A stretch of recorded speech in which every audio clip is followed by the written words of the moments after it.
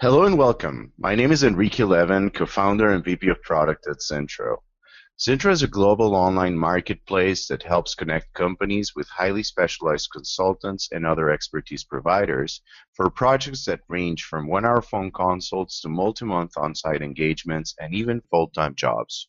Today's webinar, Biomass and Biochemicals, Benchmarking and Financial Analysis, will be presented by Lawrence D. Sullivan. Larry is a leading management and engineering consultant in oil, natural gas, and biotechnologies used by the petroleum industry. He's a top 2% Gerson Lehrman Group member in the Council of Advisors, where he consults with leading financial and industrial as well as governmental, legal, and academic institutions. He's an adjunct professor at Trident Technical College and a principal with Lawrence D. Sullivan and Company, Inc., with his partner, Carla M. Wood, PhD.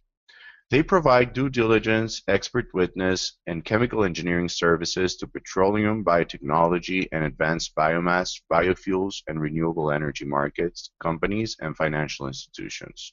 He earned his BA and MA in geosciences at the University of Texas and Arizona State University, respectively. He completed graduate training at Texas A&M University in Planning and Geosciences with the Texas Department of Water Resources, writing the Hazardous Chemical Waste Regulatory Plans. His career featured 14 years in Europe, Africa, and the Middle East with Dresser Industries, Imperial Chemical Industries, and DuPont's oil and gas unit, Conoco. He completed his MBA at Warwick and Refinery Engineering at Oxford's St. Catherine's College. He studied corporate strategic planning at the London School of Economics. We will include a couple of poll questions throughout the webinar. If you would like to ask Larry any specific questions, feel free to use the questions sections of your GoToWebinar control panel. Basically, the top right corner of your screen, you'll see a little orange arrow. Click on that, and then you'll see the question sections where you can ask any specific questions. Larry will respond questions after this presentation. We will also provide Larry's contact information so you can follow up or engage with Larry after this presentation, so stay tuned. Without further ado, I would like to turn it over to our presenter, Larry Sullivan. Good afternoon. Thank you, Enrique and Chris, for the help setting this up. I've been looking forward to working with Zintro on this type of webinar, and we have now the opportunity to jump into this topic. They have read my background, so what has been happening, the way that I've looked at this has to do with a lot of petroleum management early in my career, about 2/3 where I was involved in the internal rate of return, basically the evaluation of projects inside large petrochemical and chemical companies.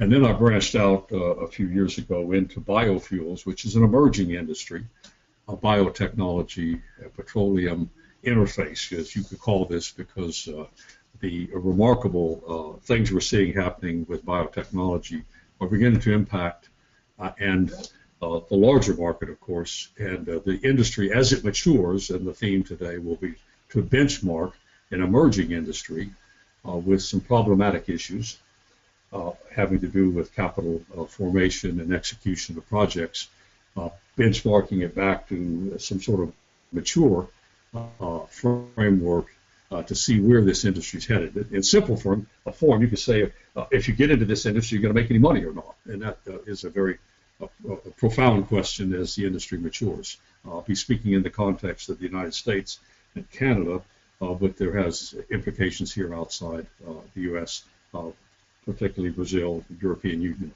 and somewhat in Asia. My background, as I covered, 20 years upstream and downstream. That's with the oil and gas industry. Upstream is called the exploration and production part, and downstream is the refining and marketing part.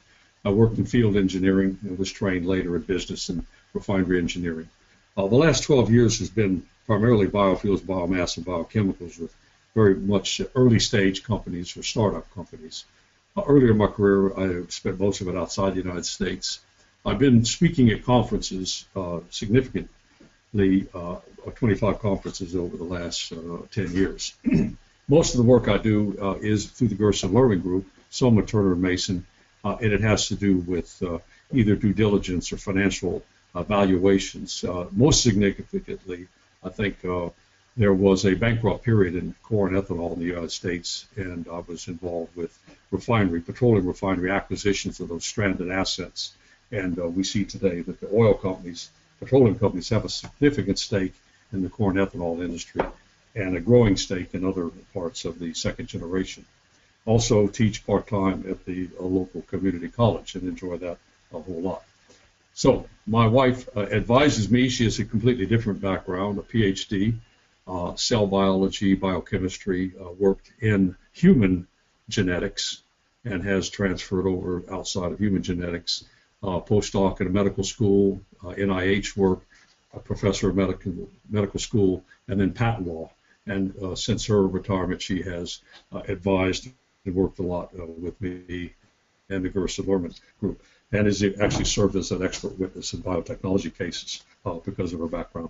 So what is the theme today? We're going to be looking at the capital asset pricing model, which is a standard business school type of question that is asked to the students. How do you evaluate an industry? What kind of models? Lots of models out there that are used to evaluate an industry, both the mature industry and emerging industries. And basically it is part two there, which is a return on capital employed. The investment community deploys capital into the industries, and then they look to get a certain return. And there is a lot of transparency, particularly in these basic industries. So we'll be looking at the extractive industry, which is a primary industry to some people. We're going to look at sort of a second stage, which is basic chemicals, but it also has an extractive element, just like growing crops or mining chemicals or mining ores. And then finally, we're going to look at the conversion of the raw materials into some kind of intermediates, either fuels or basic building blocks. In the petroleum industry, petrochemical, it's the 7 building blocks of aromatics and olefins. Now, I'm not doing original research. I'd like to reference here early on some significant work done. First of all, BizStats is an excellent format. What they do is they mine, back to what I'm saying here, they mine into IRS and SEC databases, and without the names of the companies, obviously, and then they develop pretty significant databases that you can go into to look at the financial performance of what in the old days used to be called SIC, a standard industrial classification, but today it's more open, and you just call the industry what it is. And it's never easy, as you know. The first thing in business school you often run into is what business are you in? Everybody knows that McDonald's not the hamburger business, they're in the property business. So that is really what BizStats does, a foundation, and I use it a lot here. The most significant work I've seen to date was last year by ICCT, the International, they call it the International Council on Clean Transportation. They did a seminal report on the risk involved in second-generation biofuels. Nexent, one of the big consulting groups, has issued a lot in the feedstock. I've focused on feedstocks for the last few years, and I like what they do in that work. And then finally, Lux did some research. Lux Research here did this, and I reference this because I think it's important too. It's very current, and it looks at the price of raw materials, a subject that I've been struggling with for quite a few years. And I'll cover that a few times as we go into the presentation here. So that's basically to tell you what I'm going to tell you. I'll tell you, then we kind of review what I've told you. Now, the capital asset pricing model is a very common one. It can be used to look at equity and debt. It can be varied a lot. Basically, what it involves here is a market will be moving. For example, if I have money in the market, I could just simply put it in the S&P and get my whatever 8% a year. In other words, you can look at how the market moves, and if a company, a single company or a sector moves with the whole market, then that would be 1.0. And that is a risk-free investment in some ways. Now, what I do is use a risk-free because our education is in the United Kingdom, but in the United States it is the same thing with treasury bonds. There in England it's perpetual bonds, and that would be your risk-free rate. And so the model you can look at there. Basically, you look at the market return, the beta, and then you come up with a premium, or in some cases, no premium if you're investing in something that is going much higher than the market, which would, in many ways, is the ideal case.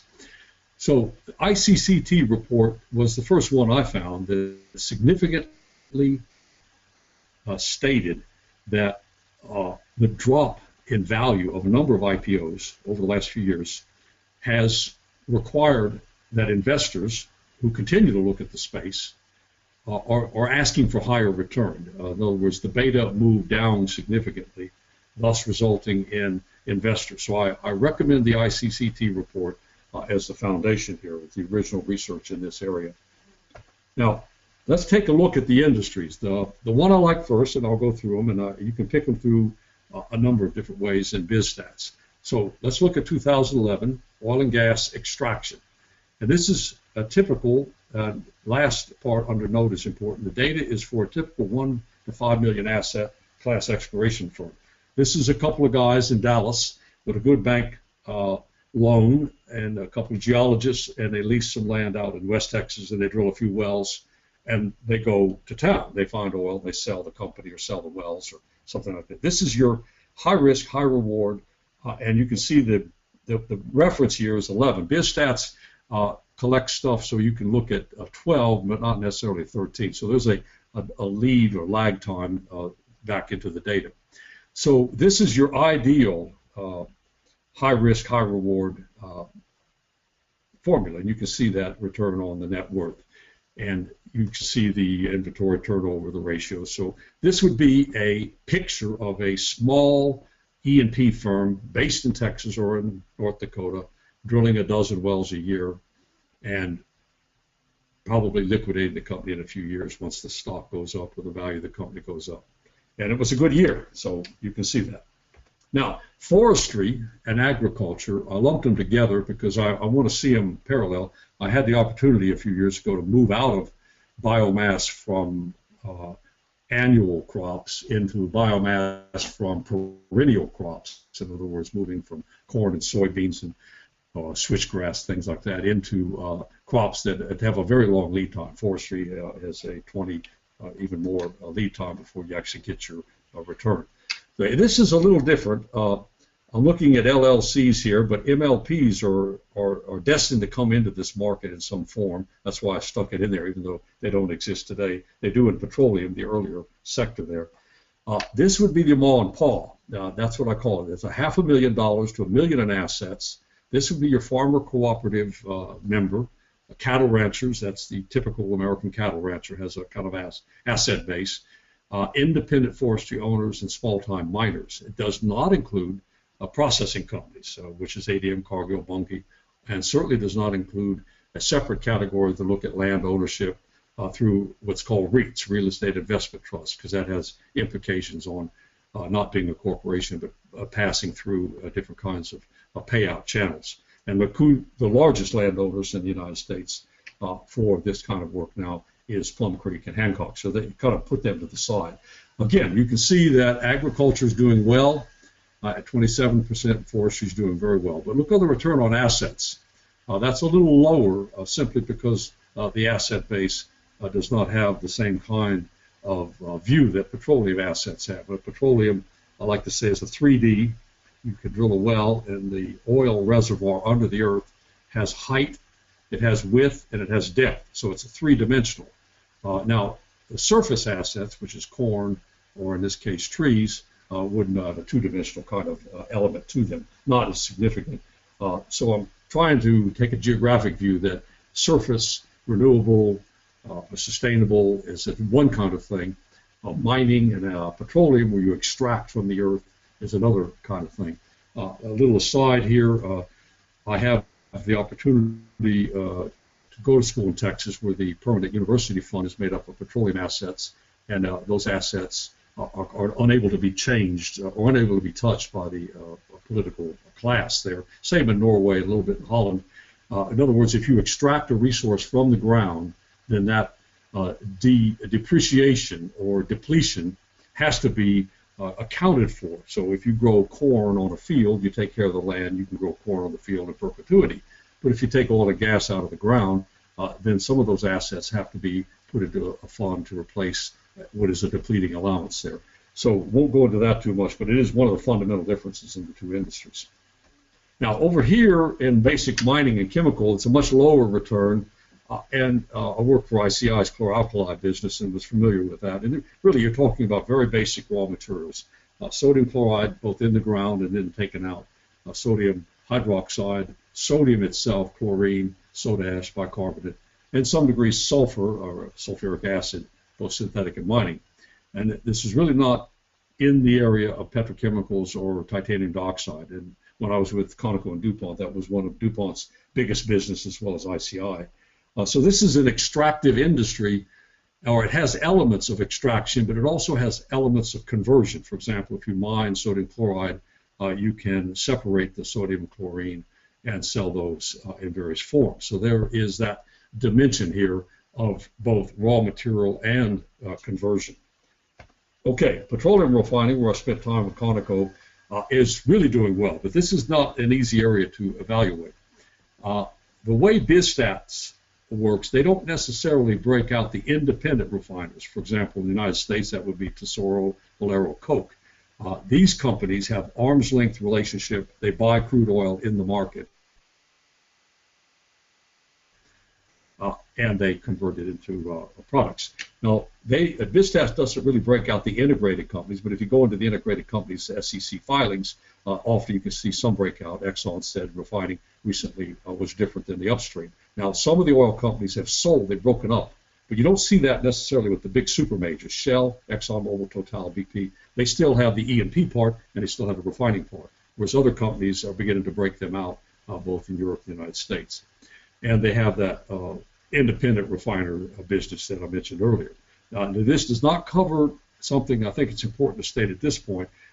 There are a number of state-owned enterprises in China, Brazil, and Norway, for example, that are also traded on New York and in London and other places where this government still owns a substantial amount of the company, but some of the equity is traded and some of the debt, of course, is out there too.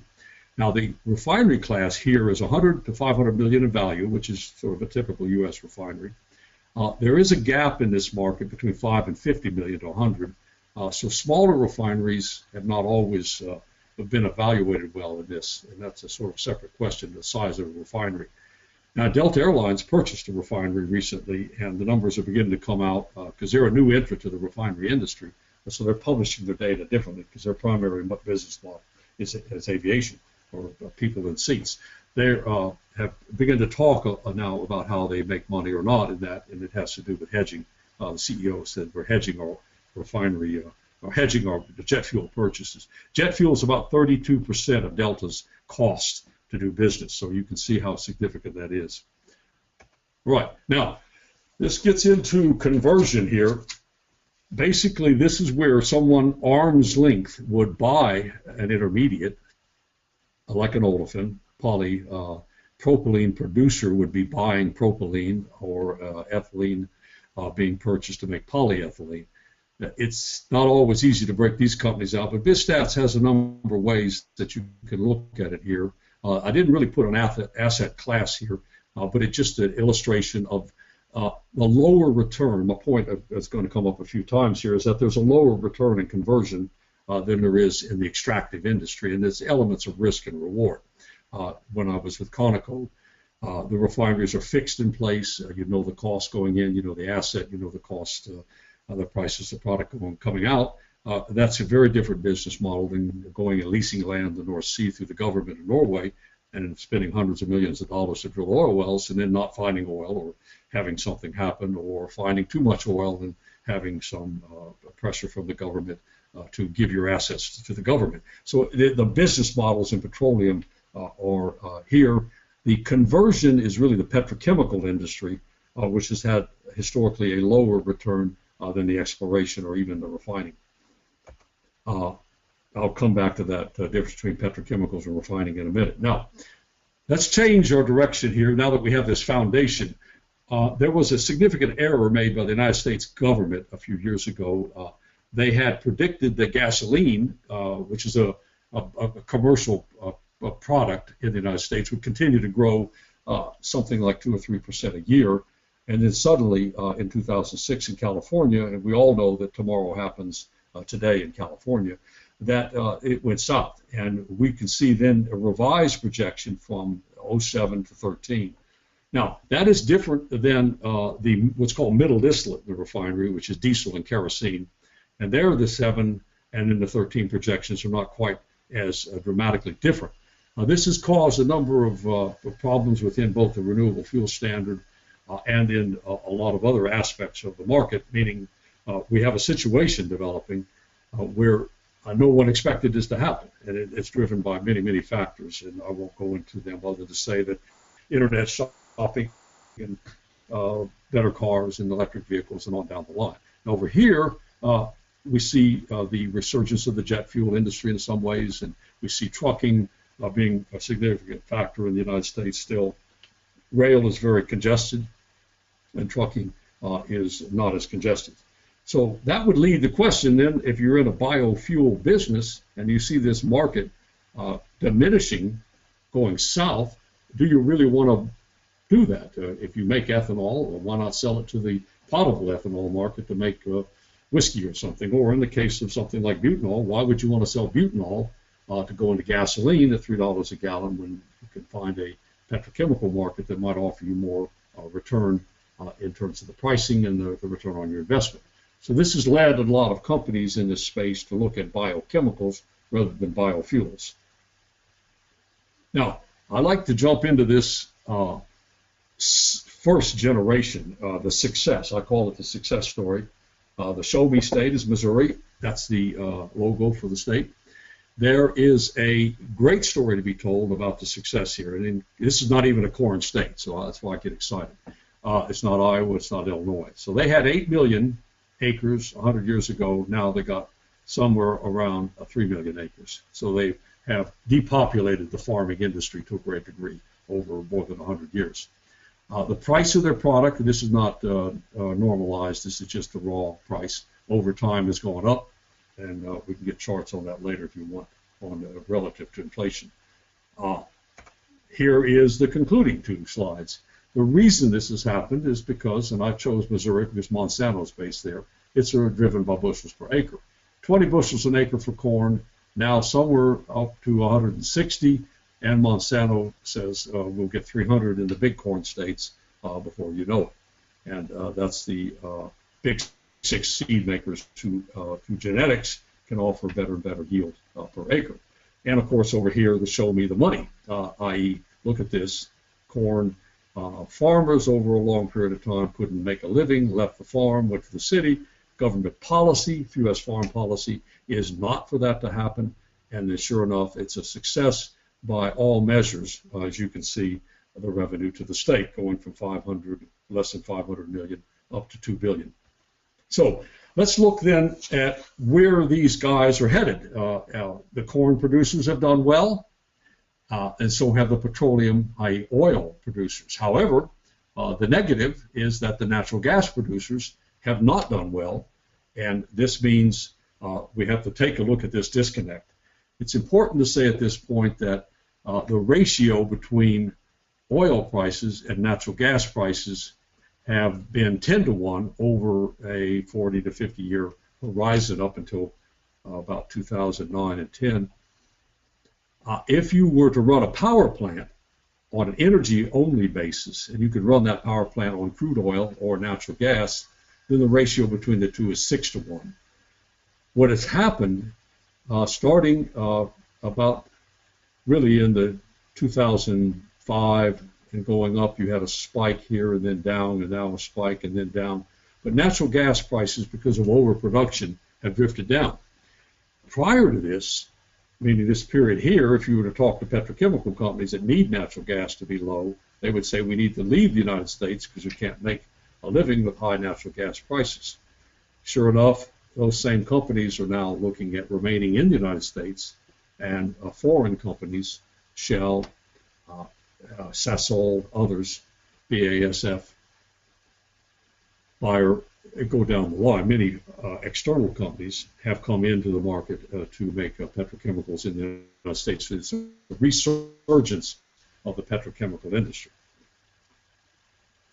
So now, let's talk here about the routes to the market. And this is a very standard slide looking at two ways to arrive at these building blocks. I call them the 7 building blocks, and it's not easy to calculate exactly which one is which, but generally you'll hear the 7 building blocks. What it means is methane itself from a natural gas well can be made into ammonia, or it can be made into gas to liquids through Fischer-Tropsch processes. It's a very fundamental, or it can be burned to make electricity in a power plant.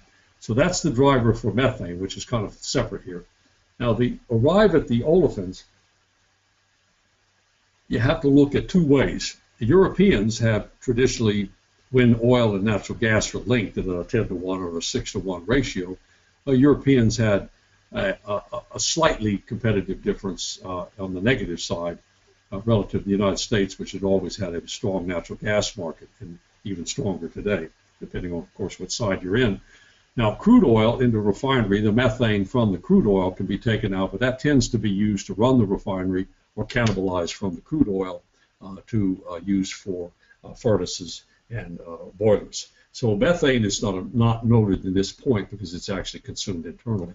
Or if the methane is low, then the refinery would take methane and use it and not cannibalize as much crude oil, given the price difference between the two. Now, from that naphtha and gas oil, you can go into steam cracking, both in the refinery or separately within a petrochemical or ethylene cracker unit, separate business. Now, you get ethylene, propylene, benzene would be extracted, butadiene, and other byproducts. So that's your 1, 2, 3, 4, 5, 6, and 7, and that would be your BTX, benzene, toluene, xylene. So this is a sort of model to keep in mind of what drives the value chain.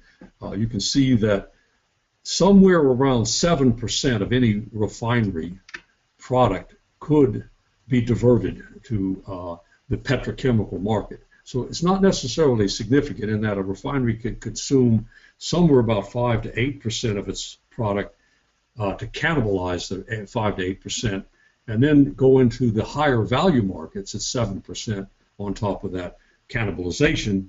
And before long, you realize that there's not a lot of big volume that can be done in this market. This was a struggle that Conoco and DuPont faced more than 20 years ago, that even if Conoco was able to extract a lot of value from the refineries, it was not significant in the total business between the two companies.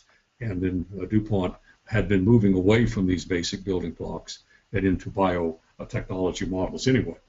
So this is just one that gives you a good background on where the value chain is. It's very significant here because you're going directly from the methane, which would be here, into cracking and into ammonia or into other types of products. Ammonia being probably the primary one here. And then down the line here, this would go to the polymers and plastics, and then here into polymers and plastics also.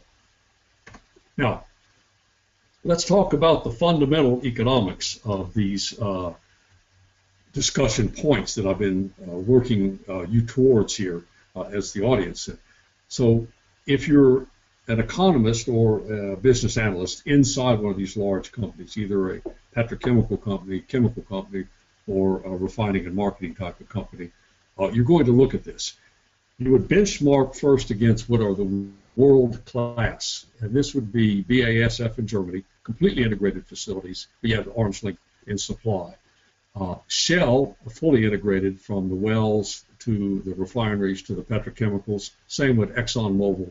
And then you have to use Saudi Aramco. Now, Saudi Aramco's numbers will never be transparent simply because it's a state-owned enterprise and very privately held by the sort of powers to be in Saudi Arabia. They don't publish a lot of data on what they do, but you can extract from a number of different sources how they do. So this would be your foundations. This is the world class.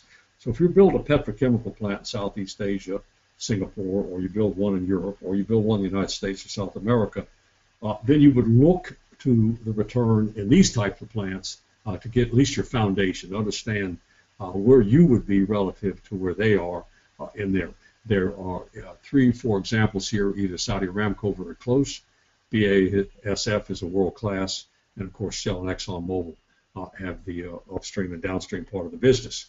Now, if you build a standalone plant, and some of these like BASF above, then you would be purchasing the intermediates, and depending on where you are in the world, this is a geography question, you could be advantaged or disadvantaged, and that would be the case of, we have now $4 natural gas in the United States, $8 natural gas in Europe, and somewhere above $10 natural gas in Southeast Asia and Asia.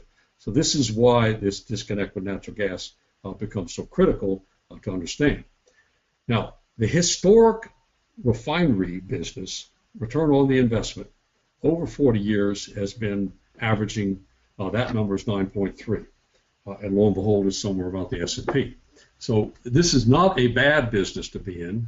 The reason you look at the 40 years is because they've had times when it has been very much in the teens and 20s, and then times when it's gone south and negative. And there has been very many players out there opportunistically working in the market, and with some degree of wisdom and luck have actually acquired refinery assets when the market was very bad, and now own them when the market is good. So this doesn't tell you a lot other than it tracks the market in that sense. So that would be your foundation. Now, historic petrochemicals that are standalone have been much higher at 16, but it is only 5 to 7% of the fuel market.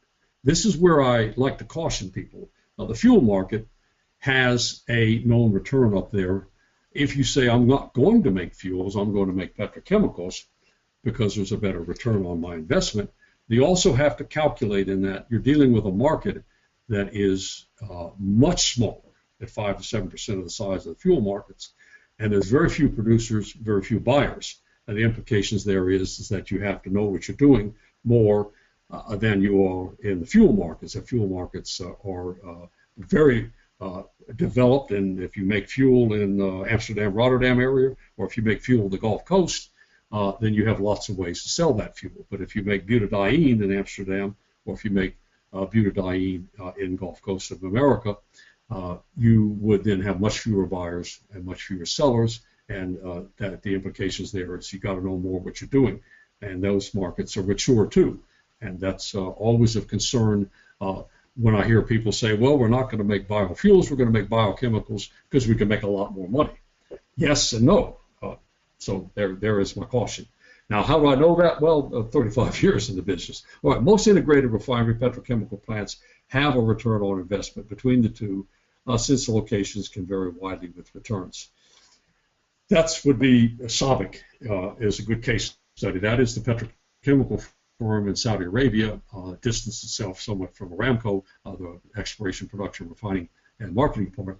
SABIC has a little bit more transparency because of joint ventures overseas than Aramco. Okay, moving on.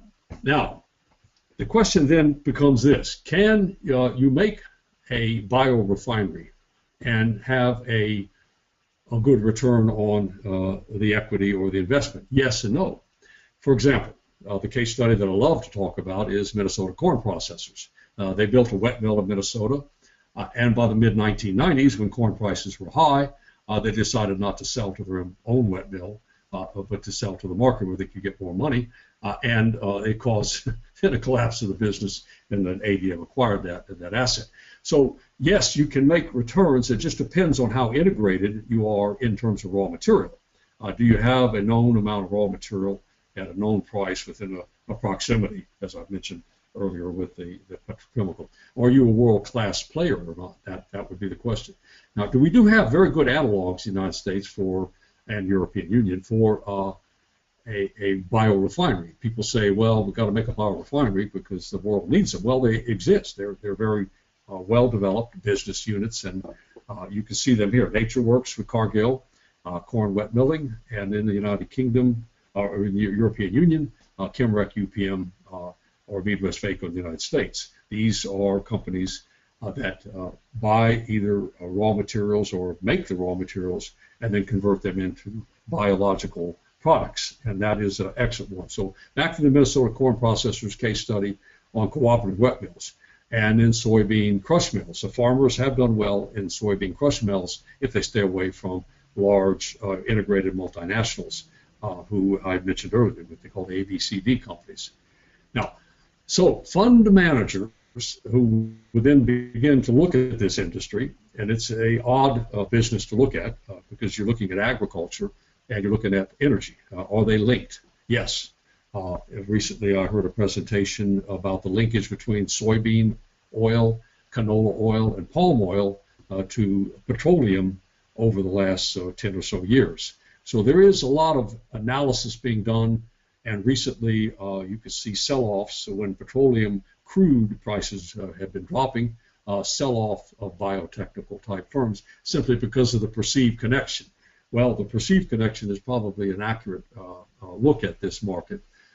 Remember, first thing in statistics is correlation does not always tell you what you think it tells you. So you can correlate petroleum prices and vegetable oil prices or corn prices even and try to come up with something, but it's not always the case. So petrochemicals from natural gas and condensates are advantaged, and they are low molecular weight, and that price that you see today represents that low molecular weight.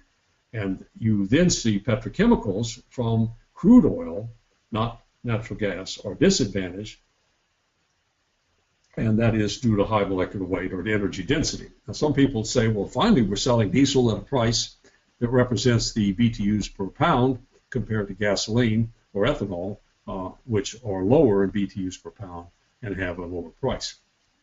But the other driver there is with low natural gas, you can compress that and go into the diesel market. So you're seeing some advantages and disadvantages being played with here in the United States, particularly if you can get LNG into the trucking market. That really excites truckers because diesel is so high and LNG is so low. The beta between the two, or the distance between the two, certainly drives a price-sensitive industry like trucking. So I encourage you to look at what's happening in that market. Now, let's look at the other side. Lipids, which are a vegetable product, they're fatty acids. They are seeking very high value in their markets too, and given that they're correlated with petroleum, as noted earlier, that's possible. Now we see a number of companies doing this: Amyris, Sullivan, and off to Brazil, simply because what you have there is low-cost sugar, in other words, a low molecular weight material, and you can process that Amyris with yeast, and in the case of Sullivan, algae, to come up with a high molecular weight material and get into a better value markets. So that's a driver there too that I see exciting in biofuels, to sort of leap from low molecular to high molecular weight and make some money that way. The question is, Amyris and Sullivan over time will become mature, and the question is where will they fit into these return on equity models or return on the business assets. Now, the low-cost suppliers, unfortunately, the United States and Canada are not in this game. We're low-cost in natural gas, but unfortunately, we're not low-cost in palm oil, and we're certainly not low-cost in sugar. Brazil is low-cost in sugar. The United States, U.S., EU, Canada, constrained fatty acid markets to some degree, although the U.S. produces soy, and Europe produces, and Canada produces canola or rape.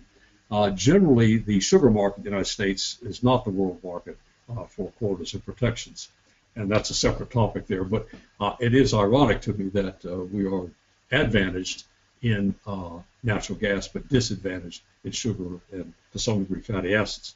So really, I conclude here on this point is that there is a race to build molecular weight, and Elevance is a good company that I've studied in this market here, to sort of build a particular kind of molecular weight from low-cost materials, and that would be wood, not necessarily sugar, or sugar, depending on the market you're in, if sugar is available, and petrochemicals. In other words, to try to start with something that's low and avoid any kind of expensive material on the intermediate stage, and then try to come up with a higher value chain. This is the drivers, and you can see the return. So really, I'm benchmarking on existing and trying to project that into what will hopefully happen in the maturity. In other words, when the biotechnology, biofuels, or biomass industry in a few years becomes mature and established, where you have a lot more public companies and they begin to perform in certain ways, will they perform like the benchmarks I'm setting here or not? That is the question. So let me kind of work with my conclusions now. I certainly would like to say that the analysts that I work with are remarkable, and they like to use a lot of models. They're very interested in this space, and that's what they say. The two things when I talk to them, they say, we're interested in this space, Mr. Sullivan, and we have this risk, we have this appetite for risk. In other words, they quickly say, we're interested in this space, and here's the kind of risk we like to undertake.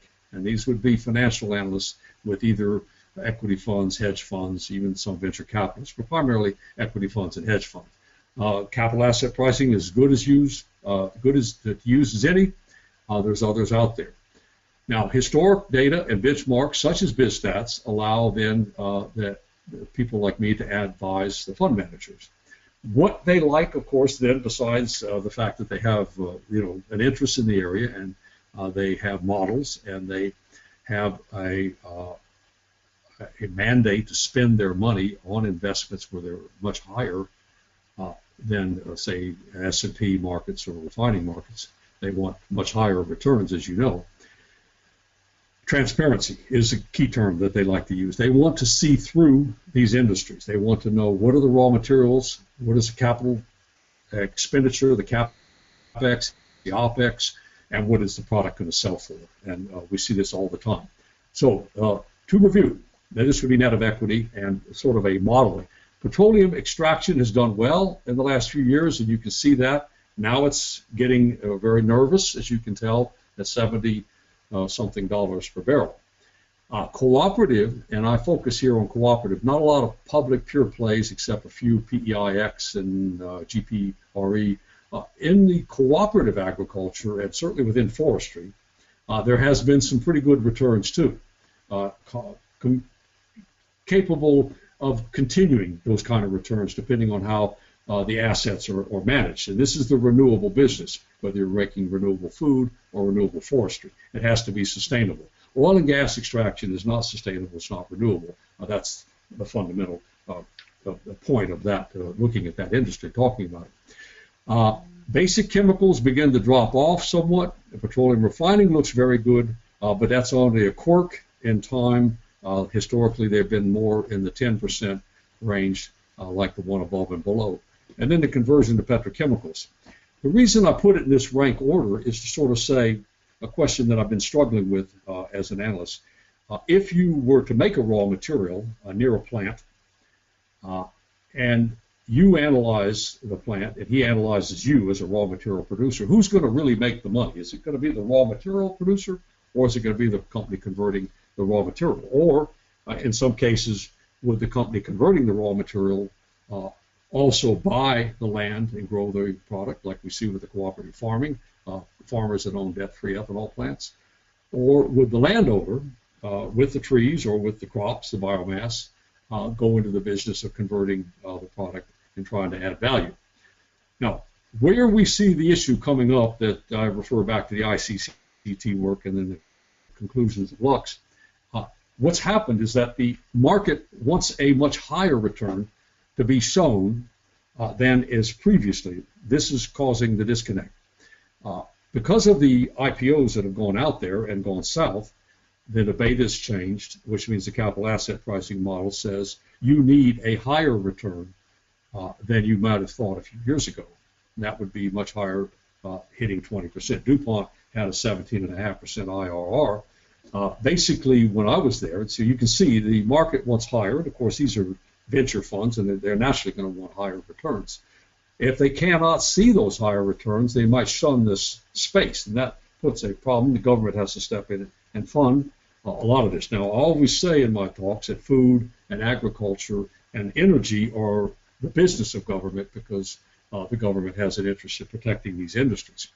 And everybody should know that, whether it's the European Union, Brazil, the United States. The farmers and the oil men, to some degree, get some degree of protection, which is a contentious point always. So with that high return due to the beta problem and the capital asset pricing model, then you're seeing investors shunning this space to some degree. Part of it was premature IPOs that probably should not have gone out there way too early in the cycle. And finally, the Lux work and ICCT work, I highly recommend it. If you have the chance to read into that, you'll find some quite interesting conclusions. So I want to thank you for the time, and I enjoy talking about this topic. It's a difficult one, and I appreciate the opportunity to take some questions. We have a question by Terry. Terry asks, can you comment on the risk of new technologies? Yes, I think that's very much what they call the valley of death here, and it's very commonly talked about. This is where the government has a role to play. And as you know, the government played a role in new technology with petroleum early in the cycle of petroleum. So an argument could be made, if I have a new biochemical technology, the market shuns my technology, then I can go to the government and say, I need loan guarantees, or I need grants, or I need some kind of incentive to develop that. And we're seeing that today with the Defense Procurement Act, announcing that 3 biorefineries would be built under the DPA for a biofuel product, and that's the government subsidy. The nuclear industry would not be where it's at today without significant government involvement, and same with petroleum. So it kind of goes back to what I'm saying there, that in fundamental industries like oil and gas, historically, not today so much, or in industries like agriculture, both in the past and today, you see a government hand, the invisible hand of government, right? So the government is there, and I like that idea. If the technology is risky, the market doesn't like it, particularly equity fund and hedge fund and venture capitalists particularly. The big difference is that where do VCs come into play? Well, they tend to invest in unknown technologies in hopes to make high returns compared to private equity or hedge funds. So yes, the government has a role to play, whether it's European Union, the United States, Canadian government, or even Brazil. So yes, I think it's definitely implicit in what I'm saying here, is that if the market won't support this, then the government has to. The question is, how long does the government stay in, and then when does the government exit? And we know about the United States government in the 1950s with the steel industry or the automobile industry, and the 2008 and 9. The United States government will step in and protect certain industries depending on the politics of the time. You won't see them protecting the steel industry today, but they would protect the automobile industry. In this industry, because it's an infant industry, petroleum is mature, you'll see that disconnect between the two. Is that a good answer to the question? I think it's a great answer. Thank you very much, Larry. We have a couple more questions that came in. One from Dan. What do you predict for the future of biochemicals in the U.S., looking into the crystal ball 10 years from now? Well, 10 years from now, depending on the mandates, the industry has suffered with mandates. One example I like to use is this. When the 1960s oil bust in the United States occurred, very few people know, in the 50s and 60s, the price of crude oil went down. Low prices in the United States meant that the petroleum producers in the United States went to the government hat in hand and asked for quotas to keep out low price Middle East oil and gas, or oil in this case. By the 1970s, when the prices had boomed again, then the government came and said, we're going to put a windfall profits tax on you. So I see this industry in that context. In other words, there's a lot of support for the industry now. It will mature. There will be consolidation. There will be bankruptcies, of course. There will be consolidation and maturity. And once maturity arrives, then profit can be had. I'm not sure what levels. I'm looking at the last page here. Probably in the 10 to 15 range, maybe more. If the profits were to be very high in the future, then the government would try to claw back money. That's been my experience in Europe and in the United States with support. Sometimes you have to be careful about that support. But the crystal ball to look forward, yes, the industry will consolidate, it'll mature. The petroleum companies will probably buy a lot of the assets if they're stranded. They did that before. That's good, because you don't want a plant sitting empty in the Midwest. You want somebody to buy it and run it, whether it's Exxon buying it and running it or farmer co-ops. At this point, it's nobody knows. The question then is, once it's mature, where will the industry go from there? Industry has to evolve, and that's too far. I'd say 10 years it'll mature and have decent returns. Beyond that, I can't say. Thank you, Larry. We have another question by Eddie. How's the market eyeing Brazil in biofuels? Well, Brazil is different. Petrobras said to me something I always remember. I went down there to sell them biodiesel technologies, and they said that the ethanol industry in Brazil was the landed gentry from really years and years of sugarcane plantations, and that Petrobras, i.e. the government, did not look positively upon them. It's a left-wing government, right, but a good left-wing government. And they wanted to stimulate biodiesel and to make biodiesel work in rural areas because their gasoline market was going south because of ethanol, and they didn't have a lot of diesel in the country. So they wanted to work, and Petrobras does, in the biodiesel diesel area. But what's happening now is with petroleum going down, remember in Brazil you got a car that can take either one, and so depending on the free market, Brazil's a free market, right? You can fill up with ethanol or you can fill up with gasoline or some mix of the two and go your way. I'm always worried about Brazil in the sense that without a lot of support, the sugarcane industry can struggle. It's driven by weather, which is outside their control. It's driven by a government that might not be that positive about the landed gentry. You never know. It's a left-wing government, but it's a good government, everybody says. I can't have a crystal ball on Brazil. I know they're suffering. They have opportunities to come into the U.S. market, which is good under the California low fuel standards, but generally they haven't come into the U.S. that much in the last few years. Thank you very much, Larry. We have another question by Seth. What specific countries do you see as the most aggressive and optimistic in biofuels? The most aggressive probably would be right now Argentina and Indonesia.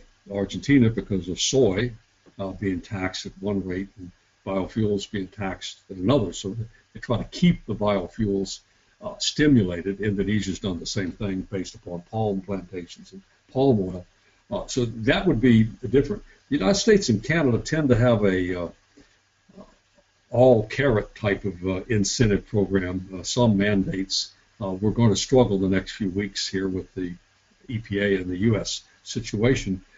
But the U.S. will probably stabilize once the renewable fuel standard this year is released and the chickens come home to roost, so to speak, with the agriculture.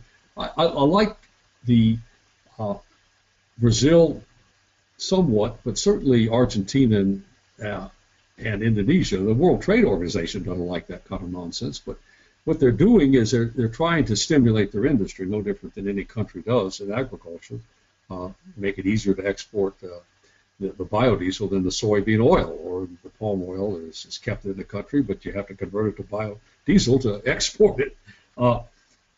Those two stand out. The United States and Europe will go about their standard ways of doing things. Can't say much more than that. The United States has got too much flux to make an opinion that's strong now about where the federal government will go. Thank you. Thank you, Larry. We're going to go with one more question. We have a couple more, but we'll have to follow up with those after the call. We're running out of time. So last question from Matthew. What is your opinion of the direct biological conversion of methane in the U.S. to basic or higher value chems, given the low price? The conversion of methane in the United States for ammonia or gas to liquids or some product, in other words, reforming it into hydrogen and carbon monoxide. In the United States, it's a very good business because, wow, you get cheap methane, you crack it into ethylene, you can get natural gas, which has a certain percentage of ethane in it, and crack it using natural gas for other purposes. But the standard model in the United States is either methanol or ammonia. And if farming acres continue to be large, then ammonia is going to be in demand. and methanol is somewhat of a constricted market in the U.S., but I would say probably the true measure of what's going to happen would be to look at two things. One, what happens with Sasol in Louisiana relative to Shell, who said they didn't want to do GTL, and if everybody knows how to do it, it's Sasol or Shell, and Sasol saying, yes, we're going to do it, we're going to do olefins detergent type products and not GTL fuels, which is more value added detergent intermediates. The next one would be more problematic if the United States government decides to use natural gas as a weapon against Putin and Ukraine, then to accelerate export of LNG to Europe, kind of come to the rescue. I'm always reminded that when I went to Europe in 1980, in 1981, President Reagan said he did not want the Russians and the Europeans to build a pipeline, and he tried to stop it against GE and Dresser Industries, where I worked, and a few other companies, and the Europeans said, no, we're going to build a pipeline. And Reagan said, well, if you build a pipeline, the Russians will use it against you someday. Well, sure enough, 30 years later, that happens. The situation with natural gas in the United States, if it continues to remain low, it'll be a boom for the petrochemical industry to make world-class products and export, and which is good for the United States. Question is that if it continues at a low price, will the drillers for natural gas be able to make enough money to continue drilling for natural gas? Most of them moved over to oil, and now they're seeing oil drop. I don't know if they'll move back to natural gas, but we'll see. That's a free market in those kind of products. I'm just going to follow up. Matthew has a follow-up to his question. He meant biological conversion, other higher value chems. Well, normally, if you have methane, you make ammonia with a high-pressure reaction. That's the standard ammonia process. Been around for a long time. If you take methane and try to use bugs, ICI, when I was with them, had abandoned that business. BP had ownership of Purina with the intent to make single-cell protein. In other words, there's too much natural gas in the market, cheap, and you can convert it to single-cell protein. A number of companies that I was associated with had that business. I wasn't in it. It didn't make sense of converting fuels into food. But you never know. They might be it again. It might happen again. Thank you very much, Larry. Could you share your contact information with the audience so they can reach out to you in case they have any questions or they want to engage in any way? The first page. Thank you very much. Larry, basically on behalf of Zintro and our over 160,000 members, thank you so much for sharing your insights. We will be sharing this presentation as a recording in the upcoming week, so stay tuned to your email. This closes today's presentation. I wish you all a very nice day, and thank you very much for attending. Thank you, and I appreciate the time.